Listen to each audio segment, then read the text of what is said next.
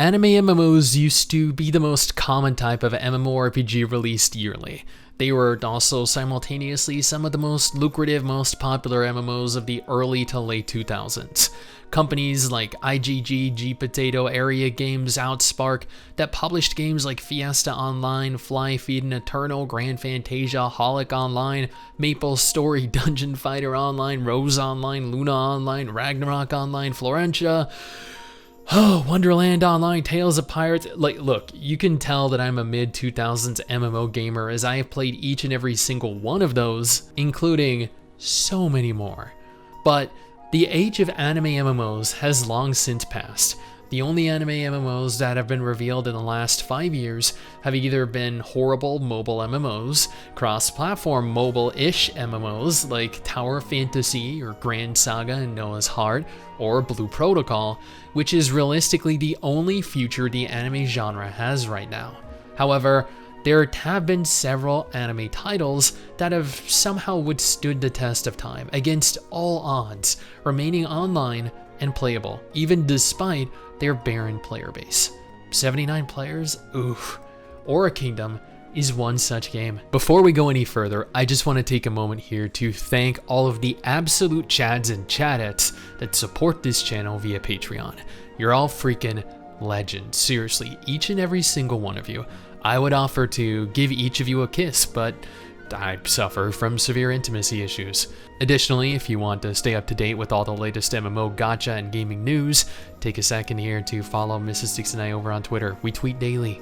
Aura Kingdom is an anime MMO developed by X Legend, the same studio behind every other anime MMO of the last 2 decades. It was published by Aeria Games before Aeria Games was bought by Gamigo, and is now mismanaged and mishandled by one of the worst publishers in the West. After getting past the horrible anti-cheat that is present before being able to enter the game, I realized that, wait, hold on. Let's rewind that for a moment. Was I seeing things, or did... Well, alright then. I guess that kinda sets the tone for the game, right? Picking your class is both the most important yet simultaneously most difficult aspect of starting a new MMO. What do I pick? Do I want to smack things with a large hammer? Maybe I want to sit in the back line and fire my disproportionately sized cannon, incinerate enemies with fireballs, control the lives of every player in my group? Aura Kingdom provides us a lot of options. Melee DPS, tanks, range DPS, casters, healers. I opted to go the scythe-wielding Reaper because I've always found it kind of amusing watching little anime girls swing really large weapons. Character creation options were pretty limited. I've honestly never really seen an anime MMO with a large number of customization options, other than Blue Protocol or Kurtzspell. But Kurtzspell isn't really an MMO, right? After creating your masterpiece, you make it into the tutorial of the game, which teaches you how to decline quests. Is this foreshadowing something? Because if a game is actively telling us that we should be declining quests, then we're probably going to be. And admittedly, I did quite often. I stuck mostly to the main story for the entirety of the week or so that I played Aura Kingdom. We're shown how to utilize the auto-pathing feature in game because they don't want us exploring the game.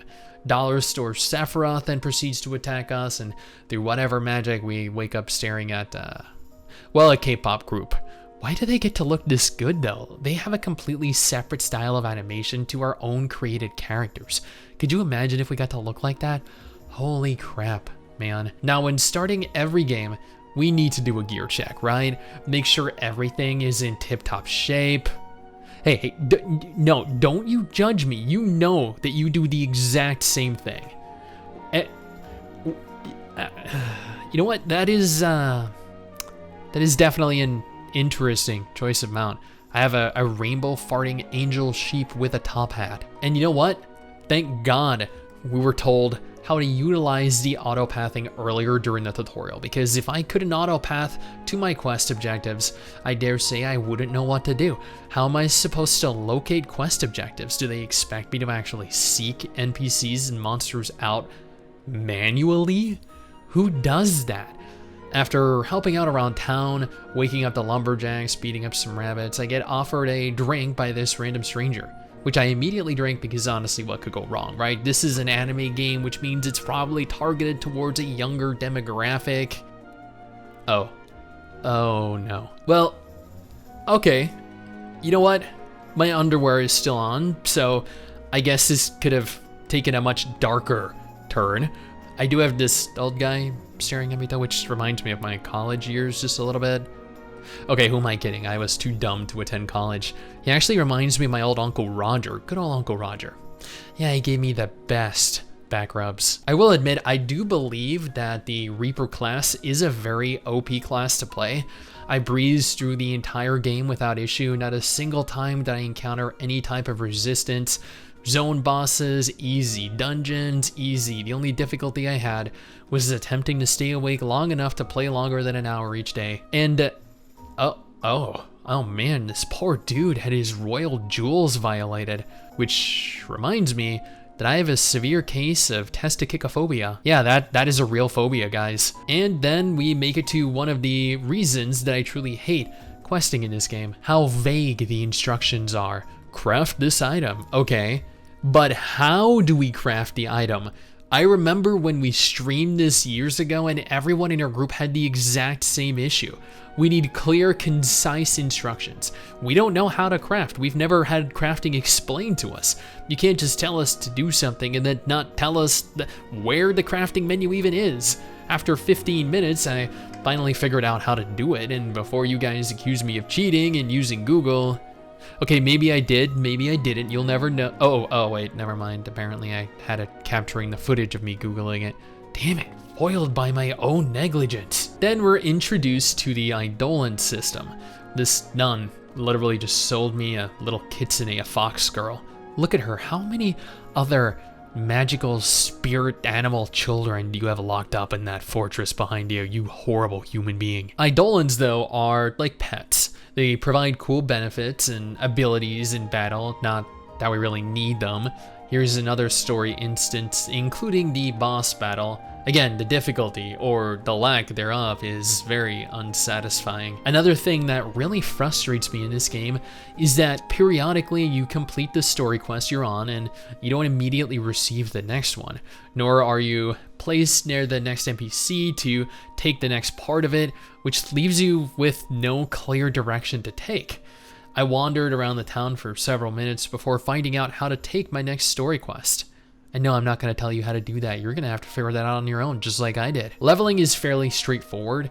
You have main quests and side quests. Side quests should be avoided with the exception of daily quests, which provide you a mass surplus of bonus XP every day and take maybe 5 to 10 minutes.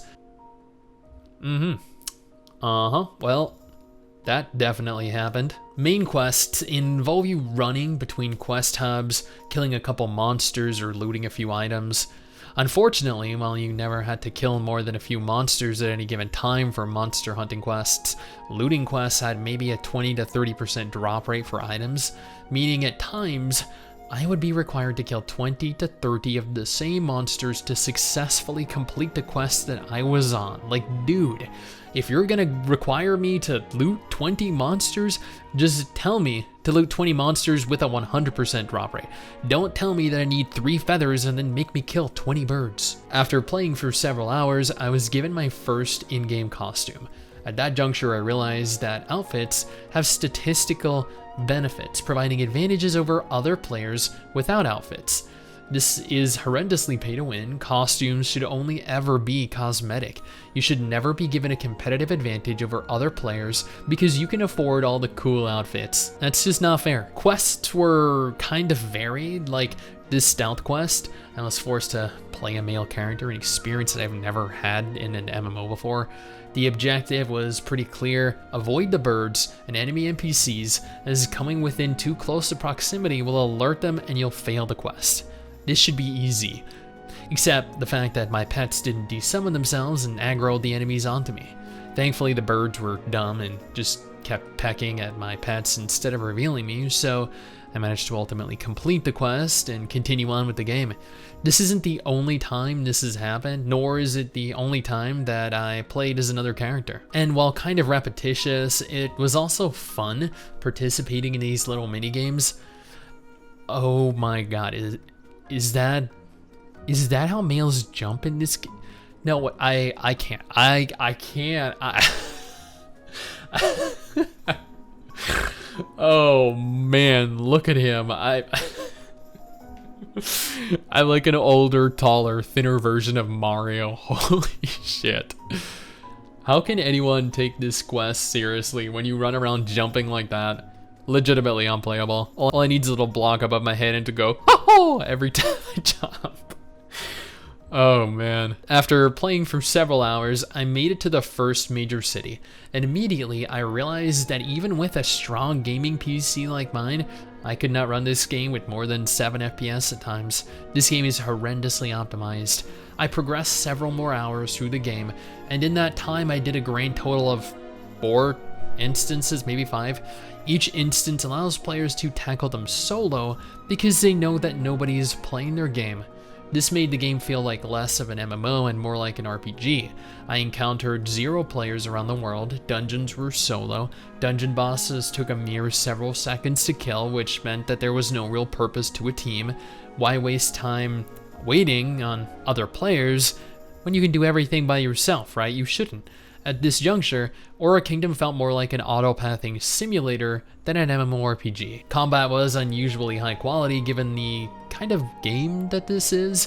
It's traditional tab target, meaning you cycle through enemies one by one or you mow them all down with AoEs. Abilities were high quality, animations felt fluid, and everything felt unique. I've tried out 4 different classes over the years, and I've always felt one of the areas that this game really excelled was at its combat. It never felt slow, it never felt like you were too weak. On the contrary, it actually felt more like I was far too powerful half the time. Well, all the time. My class made things easier though with the additional pressure from my pets.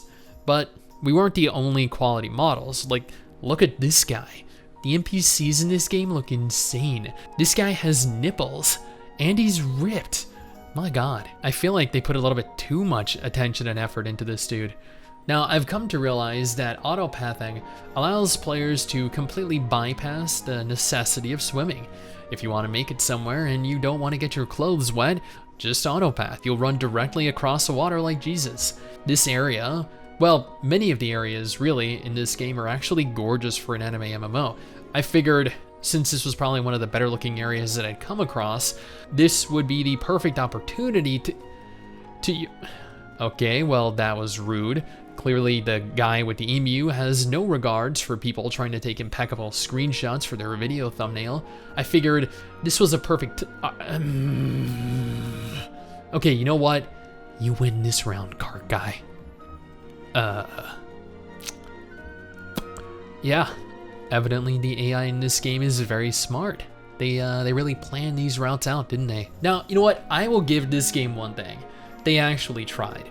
They tried to present us with a narrative. It was very, very bad, but they tried, which is more than we can say for the vast majority of other anime MMOs. They attempted to give us a large world filled with incredibly varied zones, and they did. But there is nobody doing anything within it, and there is no real purpose to exist within it. Guild Wars 2 has players return to a variety of zones to participate in world content, and I believe is the benchmark for keeping low and mid-level zones alive, something that no other MMO has managed to achieve. Aura Kingdom had the potential to be a really great quality game, but it just ended up being very mediocre. Decent combat, decent graphics, but absolutely nothing else going for it, which leaves you wondering what the point of even playing it is. There are better looking games, there are better playing games, MMOs with better narratives, larger, more open worlds, more players. There is absolutely nothing that makes Aura Kingdom worth playing in 2022 when compared to any other MMO. You know what is worth playing though? This MMO right here, easily. Or if you're looking for a list of anime games to actually tickle your pickle, I got a list of some insane upcoming anime games launching next year. You're welcome.